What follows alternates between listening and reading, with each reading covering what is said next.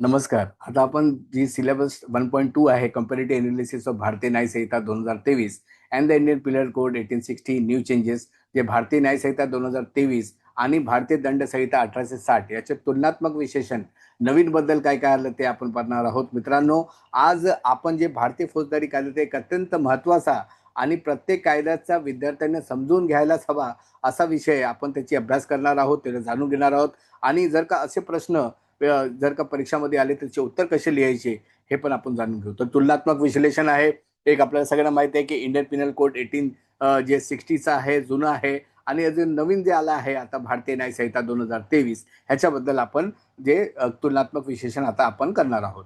तर तुमच्यापैकी अनेकांना IPC बद्दल ऐकले असेल आणि काही जणांनी त्याची अभ्यासही केला असेल. पण आता जो भारतीय IPCची जागा BNSने घेतली आहे, आता प्रश्न असा निर्माण होतो की IPC मध्ये नेमके काय बदल झाले, नवीन BNS आणण्याची गरज का पडली, काय नवीन गुन्हे समाविष्ट करण्यात आले आणि कोणत्या जुन्या कलमे काढून टाकण्यात आली. आणि सर्वात महत्त्वाचे म्हणजे एक नवीन कायदा सामान्य नागरिक, विद्यार्थी, वकील, पोलीस अधिकारी आणि न्यायालयासाठी कसा महत्त्वाचा आहे हे आजच्या या व्याख्यानात आपण सर्व मुद्दे सोप्या भाषेत आणि जे उदाहरणासह समजून घेण्याचा प्रयत्न करणार आहोत. म्हणून शेवटपर्यंत हा जो लेक्चर, हा जो व्याख्यान आहे तुम्ही नक्कीच पहा आणि ऐका.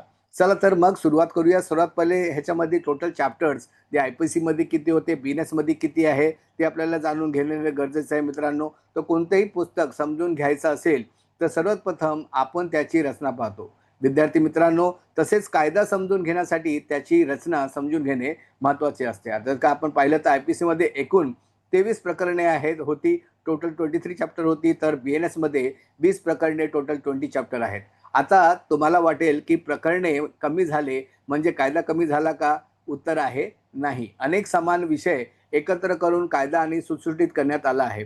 वेगवेगळ्या जजमेंट्स आणि केस लॉस जे आहे आणि पहिले जे IPC मध्ये जे वेगवेगळे चॅप्टरायझेशन होतं, ते एक भाग इथे होता तर दुसरा भाग तिथे होता. जसं वुमनचं बघितलं तर क्राईम अगेन्स्ट वुमन वेगळ्या वेगळ्या चॅप्टरमध्ये होतात, ते एकालाच कन्सोलिडेट करण्यात आला आहे BNS मध्ये. अशा खूप काही अनेक विषय समान एकत्र करून कायदा आणि सुटसुटीत करण्याचा प्रयत्न BNS मध्ये करण्यात आला आहे. जर का पुढे आपण अजून उदाहरण पाहू तर पहिले उदाहरण म्हणजे पूर्वी संबंधित गुन्हे वेगवेगळ्या प्रकरणात चॅप्टरमध्ये असल्यामुळे शोधण्यासाठी वेळ लागत असे.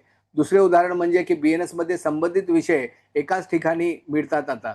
तिसरे उदाहरण जर का आपण पाहू, विद्यार्थी आणि वकील अभ्यास करता वेळ वाचतो, त्यांचे कायदा आणि व्यवस्थित झाला आहे, कारण की त्याची चॅप्टरायझेशन इझी झाली आहे. तर हे इंटरप्रिट करण्यासाठी किंवा ते वाचण्यासाठी इझी होतो. टोटल प्रकरणे जर का कलमे जर का आपण पाहिली, टोटल सेक्शन IPC मध्ये टोटल 511 511 कलमे होती.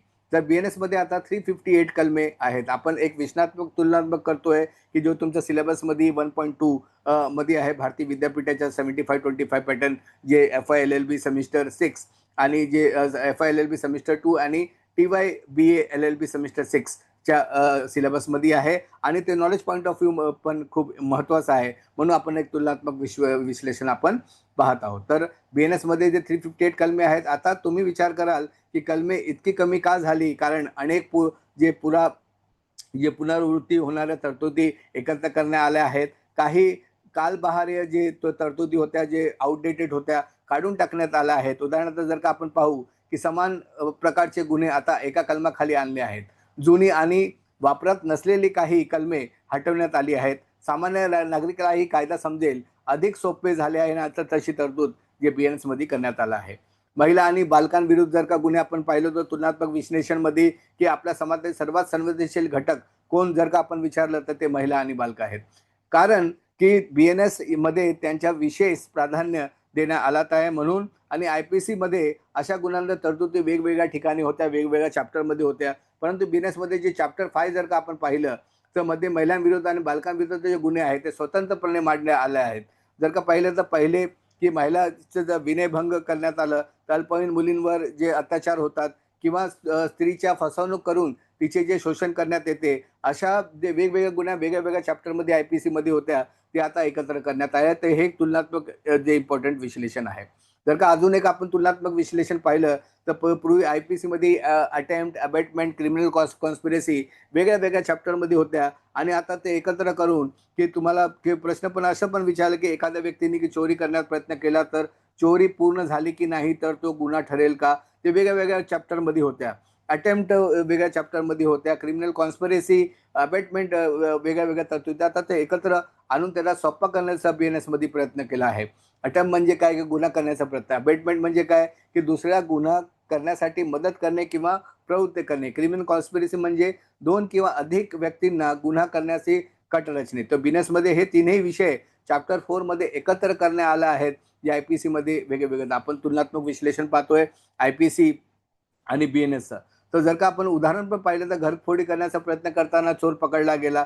तर अटेम्प्ट तसेच चोरीसाठी वाहन उपलब्ध करून दिले आणि 3 व्यक्तींनी मिळून बँक लुटण्याचा प्रयत्न कट रचला. तर पहिले हे सगळे जे घटनाक्रम होते ते वेगळ्या वेगळ्या चॅप्टर्समध्ये होते. आता ते एकत्र ते क्रिमिनल कॉन्स्पिरसी, अटेम्प्ट आणि जे अबेटमेंट आहे ते एकत्र करण्यात आलं आहे. आपण तुलनात्मक विश्लेषण पाहत आहोत. तसंच जर का आपण बघितलं की ऑर्गनाइज्ड क्राईम ते आता सेक्शन 111 मध्ये ते नवीन जे BNS मध्ये ते आणण्यात आले आहे, की एखादी टोळी अनेक वर्षापासून खंडणी वसूल करत असेल, ड्रग विकत असेल किंवा लोकांना धमक्या देत असेल, तर अशा गुन्ह्यांना आपण साधे गुन्हे म्हणू शकत नाही. म्हणून भारतीय न्याय संहितामध्ये ह्यांच्यासाठी एक वेगळं तरतूद जे की ऑर्गनाइज्ड क्राईम सेक्शन 111 हे ॲड करण्यात आलं आहे. यालाच ऑर्गनाइज्ड क्राईम म्हणजे संघटित गुन्हेगारी म्हणतात. BNSच्या कलम जे आहे सेक्शन 111 मध्ये यासाठी स्वतंत्र तरतूद करण्यात आला आहे. उदाहरणार्थ जर का आपण पाहिलं की ड्रग विक्री करणारी टोळी, जर का आपण पाहिले खंडणी वसूल करणारी टोळी किंवा सुपारी देऊन हत्या करणारी टोळी किंवा कोणाला मारणारी टोळी, यामुळे अशा संघटित गुन्हेगारांना कठोर कारवाई करणे शक्य झाले आहे BNSद्वारे. आपण तुलनात्मक विश्लेषण जे पाहतोय, जे की कुठच्याही परीक्षासाठी, नॉलेजसाठी, LLB एक्झाम असो, LLM एक्झाम असो किंवा AIBची एक्झाम असो, तर ह्याच्यामध्ये आपले कॉन्सेप्ट क्लिअर होते आणि आपण हे जाणून घेतो. तसं टेररिस्ट ॲक्ट जर का आपण पाहिलं सेक्शन 113. आता विचार करा की जर का एखाद्या बॉम्बस्फोट घडवून आणला एखाद्याने आणि देशातील भीती वातावरण निर्माण केले, तर हा फक्त सामान्य गुन्हा नाही, हा दहशतवाद आहे. IPC मध्ये दहशतवादाची स्पष्ट व्याख्या, त्याची स्पष्ट डेफिनेशन नव्हती कुठेही टेररिझमची IPC मध्ये. कारण की जेव्हा ते ड्राफ्ट करण्यात आलं होतं त्याचं टेररिस्ट ॲक्ट हे डिफरंट कॉन्सेप्ट होतं त्या टायमाला. तर आता जी सेक्शन 113 आहे, 113 आहे, ह्याच्यात टेररिस्ट ॲक्टची स्वतंत्र व्याख्या, त्याची डेफिनेशन देण्यात आले. उदाहरणार्थ जर का आपण पाहिलं तर पहिले बॉम्बस्फोट घडवून आणणे, दुसरे स्टेशन, रेल्वे स्टेशन किंवा विमानतळावर हल्ला करणे, सार्वजनिक मालमत्तेचे मोठ्या प्रमाणावर नुकसान करणे, लोकांना भीती निर्माण करणे, ह्या सगळ्या गोष्टी आता टेररिस्ट ॲक्टमध्ये समाविष्ट करण्यात आला आहे. अजून एक जर इम्पॉर्टंट जर बदल आपण तुलनात्मक विश्लेषण पाहिलं तर मॉब लिंचिंगबद्दल कुठचीही जी तरतूद IPC मध्ये नव्हती आणि आता जे आहे की BNS मध्ये भारतीय न्याय संहिता 2023 ची जी आहे की ह्याच्यामध्ये मॉब लिंचिंग सेक्शन 103 सेक्शन 2 ह्याच्यामध्ये जे ॲड करण्यात आलं आहे. ते जर का विद्यार्थी मित्रांनो आपण पाहिलं तर आपण अनेकदा बातम्यांमध्ये पाहतो की अफवेमुळे किंवा धार्मिक कारणामुळे जमाव एखाद्या व्यक्तीवर हल्ला करतो. यालाच मॉब लिंचिंग म्हणतात. पूर्वी IPC मध्ये यासाठी स्वतंत्र तरतूद नव्हती. आता BNS मध्ये सेक्शन 103 अंतर्गत स्वतंत्र तरतूद करण्यात आली आहे. उदाहरणार्थ जर का आपण पाहिलं की चोरीचा संशय घेऊन जमावाने व्यक्तीला मारहाण केले आणि त्याला मारून टाकलं किंवा धर्मांच्या आधारावर हल्ले केले किंवा सोशल मीडियावरील अफवेमुळे जमाव हिंसक होणे, तर या सगळ्या गोष्टी जी आहेत ती आता जी मॉब लिंचिंग किंवा ज्याला आपण म्हणतो की ते सगळे की गर्दीने मिळून मारून टाकलं, तर हे सगळ्या गोष्टी आता की हे क्राईमच्या दायऱ्यात आणण्यात आला आहे. तसं जर का आपण पाहिलं की स्नॅचिंग सेक्शन 304. विद्यार्थी मित्रांनो, तुम्ही अनेकदा ऐकले असेल की बाईकवरून आणि मोबाईलवरून हिसकावून लोक चेन स्नॅचिंग करतात किंवा काय काय करतात.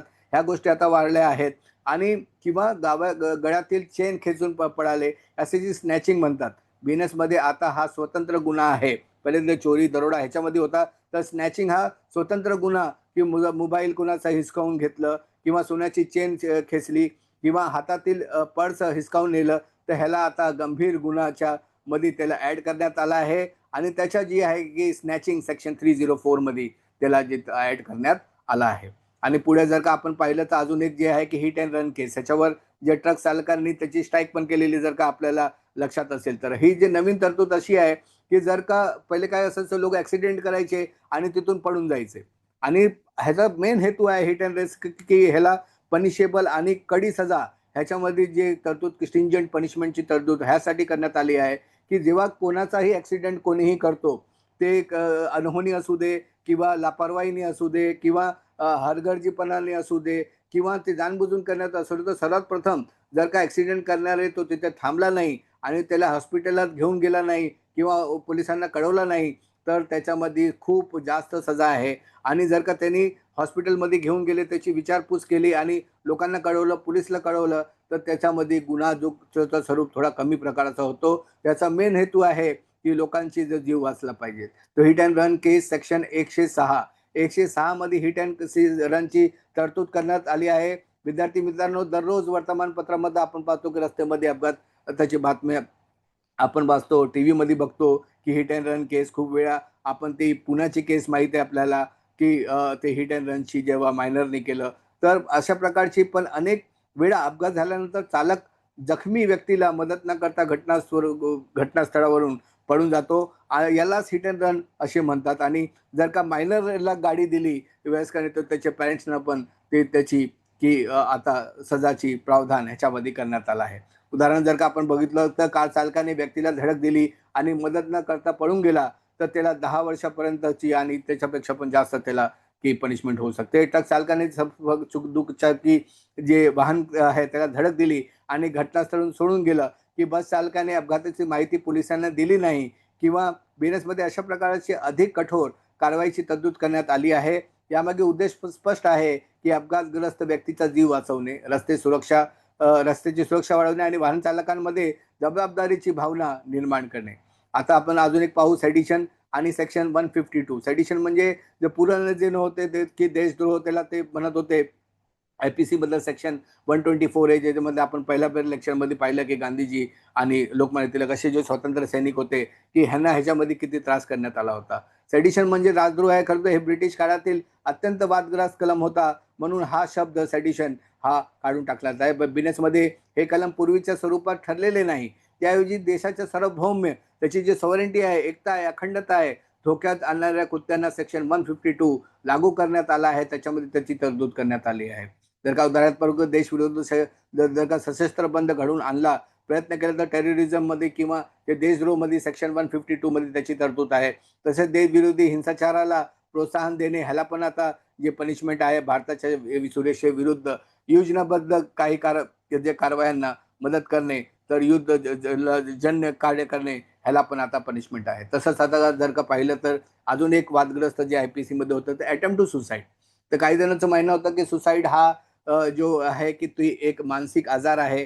काहींनी पनिशमेंट असा पनिशमेंट होता अटेम्प्ट टू पनिशमेंट, त्याच्या जास्त लोकांना कोणाला कधी पनिशमेंट झाली नाही. पूर्वी आत्महत्या प्रयत्न हा गुन्हा मानला जात होता, पण आधुनिक कायद्याच्या दृष्टीने वेगळा आहे. अशी व्यक्ती गुन्हेगार नसून मदतीची गरज असलेली व्यक्ती आहे. उदाहरणार्थ पहिले आर्थिक संकटातून आत्महत्याचा प्रयत्न किंवा निराशामुळे आत्महत्याचा प्रयत्न, या कौटुंबिक तणावामुळे आत्महत्याचा प्रयत्न, अशी व्यक्तींना उपचार आणि समुपदेशन देण्याचा भर देण्यात आणि त्यांना काउन्सिलिंग करण्याचा देण्याचा भर दिला गेला आहे बीएनएस मध्ये. आपण तुलनात्मक विश्लेषण पाहतोय आयपीसी मध्ये आणि बीएनएस मध्ये.